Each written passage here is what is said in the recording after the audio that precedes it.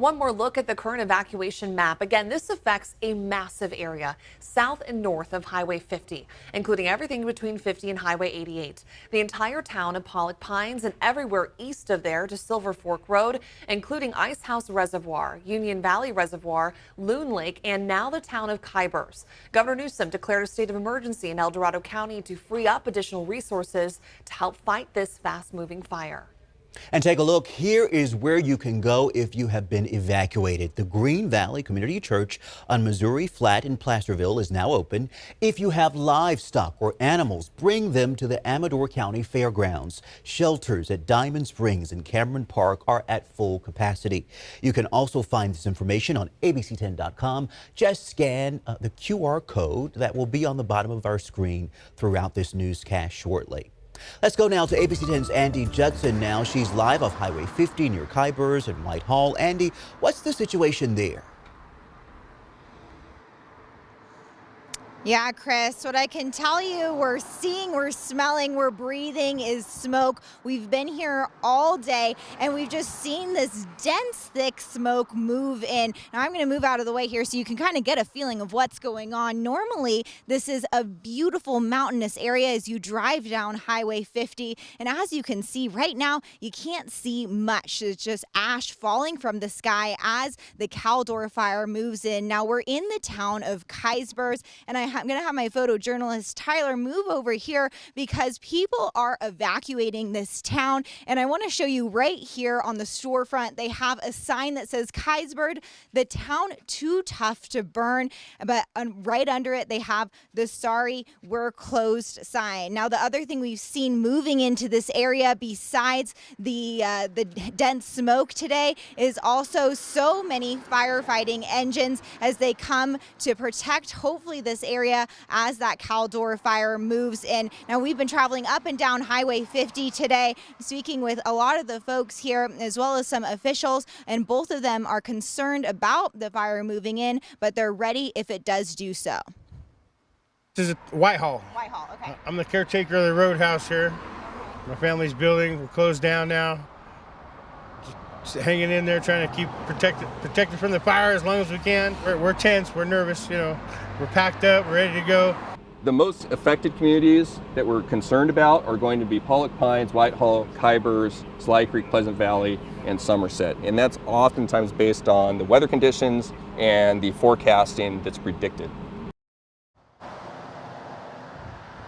Now, that resident you heard from, his name was Tim. He said two of the biggest warnings for him as a resident that he's dealt with fires before is if they close down Highway 50 to traffic and they shut off his electricity.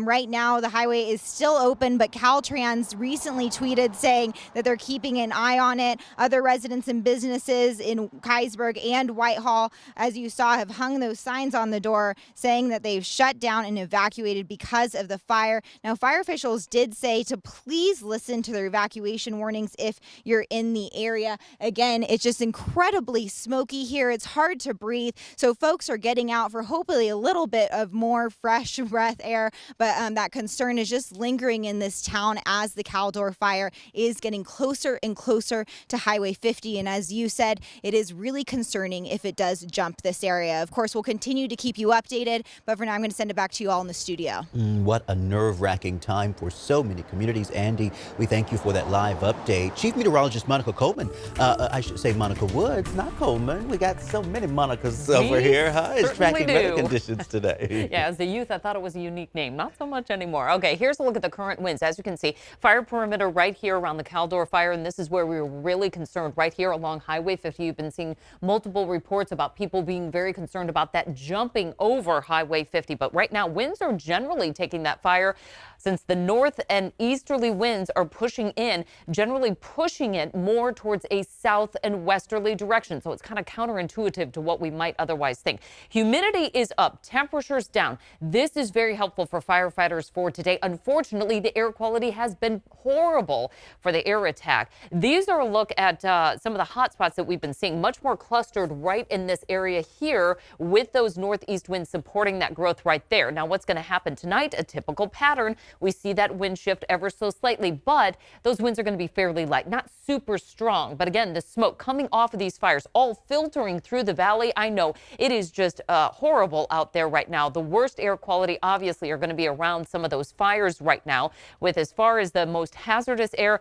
we're looking at the higher elevations. Unhealthy, though, continues in most of the valley.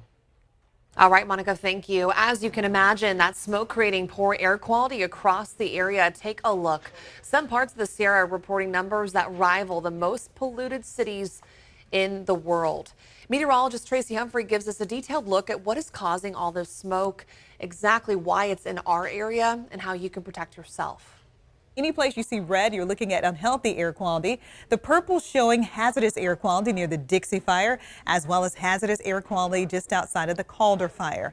That is going to be something we're dealing with because of the winds. Take a look at this. Winds out of the northwest pushing a lot of that smoke down to the south as well as to the southeast. So here's our Dixie fire. Winds coming in out of the north to northeast, pushing it to the south as well as to the southwest, driving it right into the valley and right into the Sacramento area. When you get closer to the Caldor fire, those winds are coming in out of the west, pushing it towards the east, headed right to South Lake Tahoe, and is making a big difference with your AQI numbers, air quality index. So today I took a look at some of the numbers around 2 o'clock in the afternoon. The Caldor fire came in at 628. Yeah, that's definitely hazardous. Also took a look at the numbers near the Dixie fire, and that came in at 517. Definitely hazardous. Now for the Sacramento area, we were looking at unhealthy air quality throughout the day. And the takeaway is when you start talking about wildfire smoke, it can definitely impact your health. You could have coughing, headache, shortness of breath, as well as eyes, nose, and throat irritation. It's good to take all precautions you can. Now, more than 10,000 firefighters are on the ground from state, local, federal agencies. But as ABC 10's Lynn Howland shows us, firefighting leaders say their resources are stretched very thin.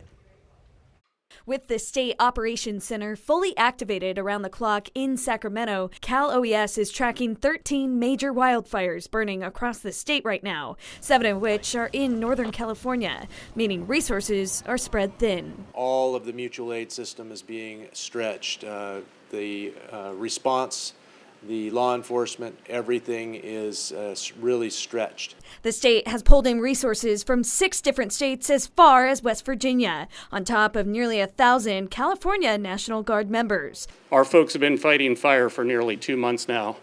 They're tired, they're fatigued, they're digging lines 16 hours a day for 14 days straight, and we're doing everything we can for their health and safety as well.